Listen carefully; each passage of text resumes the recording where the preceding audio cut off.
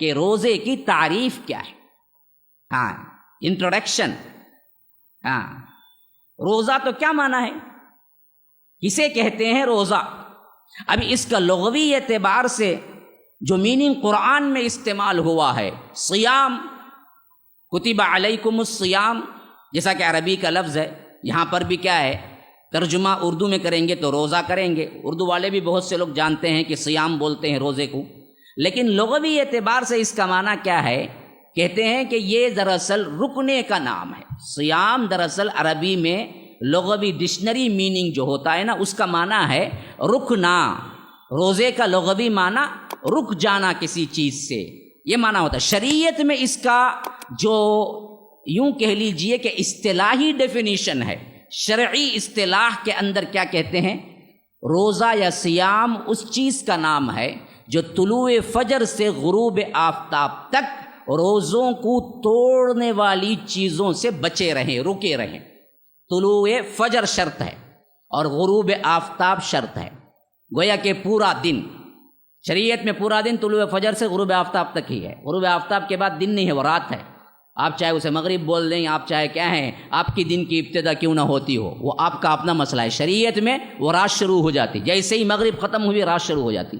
تو جیسے ہی طلوع آفتاب ہوا رات شروع ہو گئی. تو فرمایا کہ اصطلاحی طور پر یہ معنی کہ طلوع فجر سے غروب آفتاب تک رکے رہنا کن چیزوں سے جو روزے کو توڑ دیتی ہیں. کون سی چیزیں روزوں کو توڑ دیتی ہیں وہ الگ مسئلہ ہے, لیکن پھر بھی عام فہم موٹے 3 مسئلے ہیں.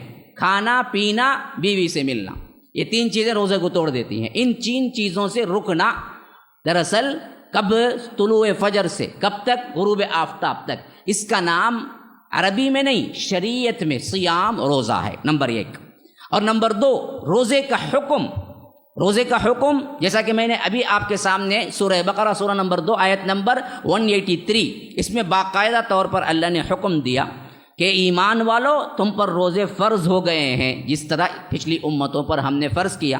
حدیث میں اس کی دلیل کیا ہے؟ حدیث میں بخاری کے اندر روایت آئی ہے جس میں فرمایا بنی الاسلام علی 5 شہادت اللہ الہ الا اللہ وان محمد رسول اللہ واقام الصلاۃ وایتاء الزکاۃ وصوم رمضان. رمضان کے روزے رکھنا اسلام کے 5 ارکان میں سے ایک رکن ہے جس میں اللہ کے رسول صلی اللہ علیہ وسلم نے باقاعدہ طور پر حدیث, میں نے بتایا نا رسالہ بڑا مختصر ہے اور بڑا جامع ہے, بڑا علمی ہے. تو روزہ فرض ہے, اس کا ایک دلیل تو قرآن سے انہوں نے دے دیا کہ آیت نمبر 183 سورہ بقرہ سورہ نمبر 2, اور حدیث میں بخاری کے اندر کی یہ حدیث جس میں اللہ کے رسول نے فرمایا کہ بنی الاسلام علی 5, اسلام 5 چیزوں پر بنیاد ہے اس کی, اس میں ایک بنیاد یہ بھی ہے کہ تم روزہ رکھو.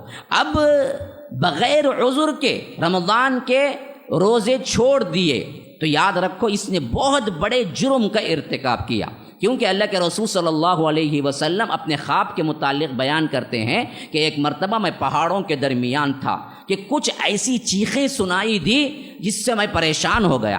بڑی زور کی دردناک کربناک آوازیں آ رہی تھی. تو میں نے پوچھا یہ کیسی آواز ہے؟ تو مجھے بتایا گیا کہ اللہ کے رسول یہ جہنمیوں کی آواز ہے.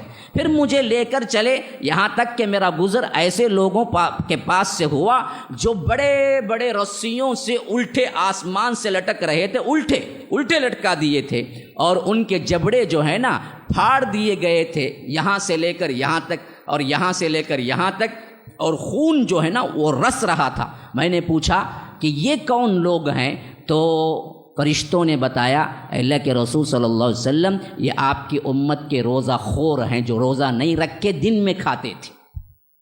رمضان میں روزہ نہیں رکھ کے جو دن میں کھاتے تھے, جو افطار کر لیتے تھے, ان کی سزا ہے یہ جو آپ دیکھ رہے ہیں کہ آسمان سے انہیں الٹا لٹکا دیا گیا ہے, اور جس منہ سے وہ کھاتے تھے وہ منہ دراصل کیا ہے, چیر دیا گیا ہے اور خون اس میں سے رس رہا ہے. یہ اللہ تبارک و تعالی جب تک چاہے گا یہ عذاب ہوتا رہے گا. جہنم کا عذاب کچھ اور وہ بھی ہے, یہ یوں سمجھ لیجئے کہ برزخی عذاب ہے. اب جہنم کا جب قیامت قائم ہوگی اور عذاب ملے گا جو عمدن جان بوجھ کر صحت مند ہوتے ہوئے روزہ چھوڑ دیتے ہیں. اسی واسطے حافظ ذہبی رحمہ اللہ بہت بڑے اماموں میں سے ایک امام ہیں، کہتے ہیں کہ مسلمانوں کے نزدیک یہی ہے صحیح بات کہ جو بغیر عذر رمضان کا روزہ چھوڑتا ہے وہ زانی اور مسلسل شرابی سے زیادہ بڑا گنہگار ہے. عمدن صحت مند ہوتے ہوئے جو روزہ چھوڑے گا وہ زانی زیناکار سے زیادہ بڑا مجرم ہے، مسلسل شراب پینے والے سے زیادہ بڑا گناہ کرتا ہے، کیونکہ اللہ تبارک و تعالی نے اس کی اتنی تائید کی ہے. اس جیسے اور ایپیسوڈز اور دروس کے لیے MSLI TV آپ کے تعاون کا مستحق ہے. اسکرین پر دکھائے گئے نمبرز پر کھل کر تعاون کریں. جزاک اللہ احسن الجزا فی الدنیا والآخرہ.